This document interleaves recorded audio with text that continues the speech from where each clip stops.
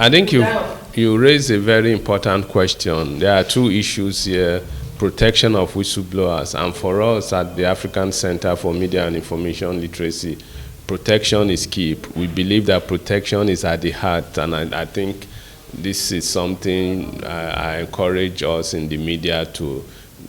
We believe that protection of whistleblowers is key to the survival of the whistleblowing policy. If people do not feel protected, and protection is not just for the whistleblower, for their families, for their loved ones, their immediate, because if you blow the whistle and you are exposed and you run away, they can target your wife, your spouse, your husband, your children, uncle, aunties. So protection is all-encompassing, that whoever blows the whistle, that the state or the institutions, relevant institutions, provide the requisite protection. That's on one hand. Then on the other hand is the issue of payment of compensation.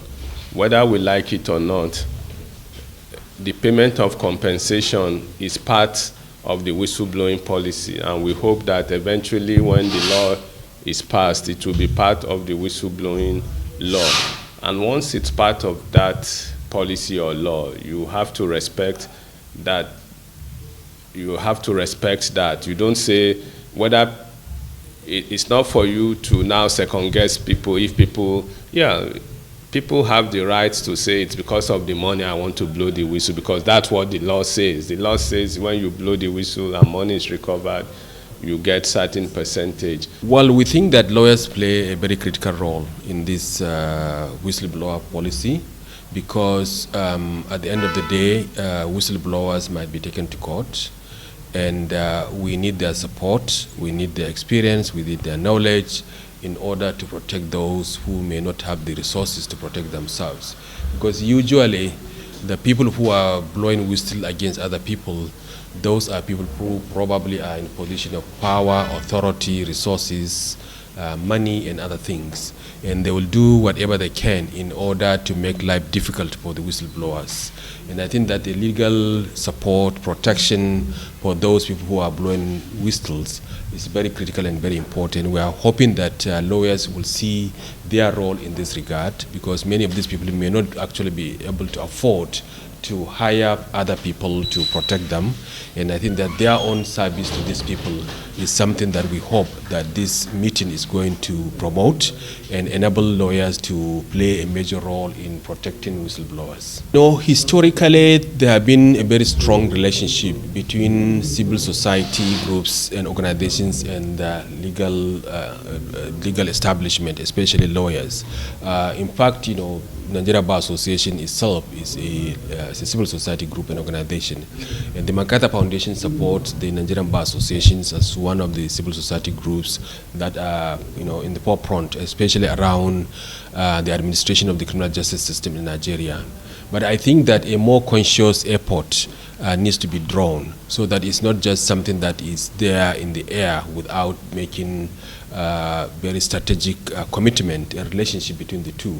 But I think that if we consciously enable the two groups of civil society groups that are working on whistleblower policy and gain the legal establishment and the association to come together and work, I think that it will strengthen the fight against corruption in the country. Like I mentioned, we do not have a law that protects whistleblowers in Nigeria, and that is a very sad one.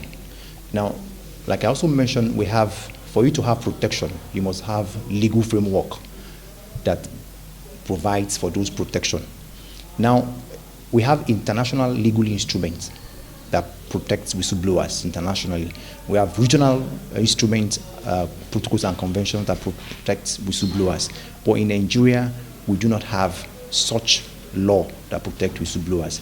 I also did mention that we have private whistleblowing, we have public whistleblowing, and the public whistleblowing sectors, we have guidelines that regulate whistleblowing, like the CBN Act, the ISA Act, the ICPC, the EFCC, and all those regulations that protect whistleblowing. Now, going down to the role of lawyers. Role of lawyers, like I said, is divided into two parts.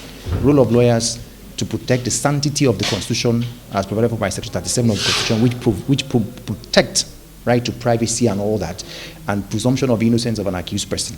So we need to also look at how do we protect the accused person, because in this climb where we have a lot of people making false reports, we need to also be sensitive that it is not all report that we get that might be actually genuine.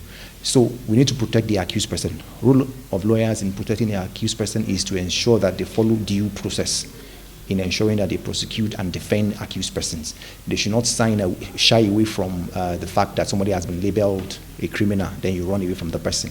And we also need to ensure that we encourage due process and we defend them even when they cannot afford it. And on the other side of the flip, we have whistleblower. Who protects the whistleblower? Like I did mention, 90% of whistleblowers are below the poverty line. So they need to be defended, they need to be encouraged, they need to be supported. They might not be able to afford legal services to defend themselves. And the country as we have now does not have a whistleblowing protection scheme that guarantees the safety, the anonymity, and all that of whistleblowers. Like I did mention a couple of cases, when whistle is blown and the crime has been discovered to even be true, most of the time they don't get prosecuted, and they will turn around to file cases against the whistleblower for breach of privacy and all of that stuff. So lawyers, in summary, should embrace advocacy for whistleblowing, should join the civil society to ensure that they also provide pro bono services for indigent whistleblowers. They should also ensure that they join the campaign to ensure that we pass the whistleblowing protection law into act. And they should also ensure that state House of Assemblies across the country also embrace whistle protection programs. That way, we can guarantee that we'll have more whistleblowing in the country. Now, people are scared, people are afraid, people are terrified of whistleblowing because they are not protected. There's no protection anywhere for them. So if you blow whistle today, the person you have blown whistle against will definitely come after you, come after your family and all that. Then at the end of the day, we're not achieving any result. And we need to understand that whistleblowing is very, very important to the survival of our democracy, because we cannot have an effective fight against corruption when you don't have a system that protects whistleblower. We have corruption, which is endemic in Nigeria. It's more or less like a cankerworm. It is very, very bad. There is no sector that you don't find corruption. And one major way to check corruption is to have a system of whistleblowing that works.